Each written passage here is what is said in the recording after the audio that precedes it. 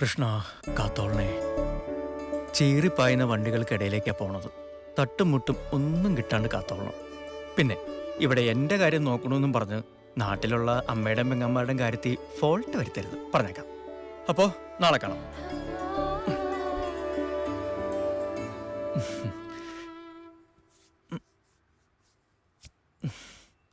അറിയാലോ, ഇതിവിടെ സൂട്ടാവാത്തോണ്ടാ. അയ്യോ,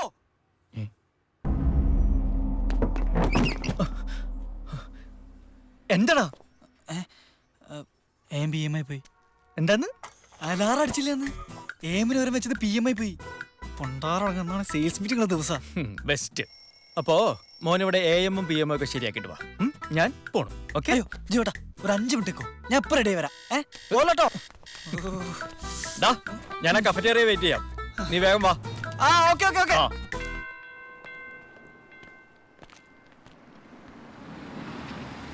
പുട്ടും കടലയും പിന്നെ അത് മതി ഇവിടെ.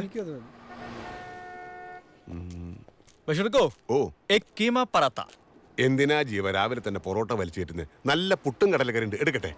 ആഗ്രഹമില്ലാണ്ടല്ല, ഈ പൊറോട്ട ആവുമ്പോ അവിടെ തന്നെ കിടന്നോളും വൈകുന്നേരം വരെ. ഇടയ്ക്കിടയ്ക്ക് റീചാർജ് ചെയ്യണ്ടല്ലോ. എന്നായിരിക്കും ഹബീബേ.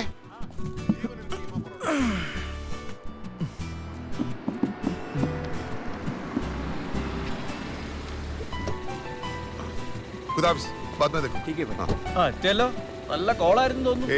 ഒരു മനോഹാരിത ഉണ്ടായില്ലേ? വണ്ടി പണി മുടക്കി, അത് എമിറേറ്റ്സ് റോട്ടില്. അത് കലക്കി. കീമ പൊറോട്ട റെഡി.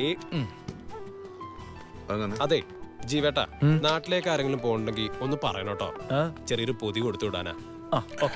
നീയല്ലേ കഴിഞ്ഞ ആഴ്ച വലിയൊരു പൊതി കൊടുത്തിട്ടു? അത് മോക്കുള്ള സ്കൂൾ ബാഗാ. ഇത് ഓൾക്കൊരു ചെറിയ മൊബൈലാ. ഇടയ്ക്ക് എനക്ക് എന്തെങ്കിലുമൊക്കെ പറഞ്ഞിരിക്കാല്ല. ഓ വന്നേ. ആ അപ്പൊ അത് പോയി കിട്ടി. എന്റെ മൊബൈലാ? അവന്റെ പെണ്ണിന്റെ കാര്യം. നിങ്ങളുടെ ഒരു കാര്യം. ജീവട്ടാ, ഒന്ന് വേഗം വരും. എന്നെ ഓഫീസിൽ ഡ്രോപ്പ് ചെയ്താ. ഞാൻ കഴിക്കട്ടോ. കളിക്കില്ല ജീവട്ടാ, ഒന്ന് വേഗം വരും. അപ്പൊ മക്കള് പോയിട്ട് വാ, ഞാൻ അത് കഴിച്ചിട്ട് സുഖമായിട്ട് കിടന്ന് ഉറങ്ങട്ടെ. ഞാൻ പോരാ, ഒരു കാര്യം പറയട്ടോ. അതെ, ഒറ്റയ്ക്കാണെന്ന് കരുതി വേണ്ടാത്ത ചിന്തകളൊന്നും വേണ്ട, കേട്ടല്ലോ. നീ എന്താ ഉദ്ദേശിച്ചത്?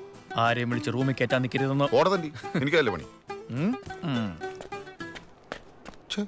മറന്നു നടക്കായിരുന്നു. ഉള്ള ഉറക്കം പോയി.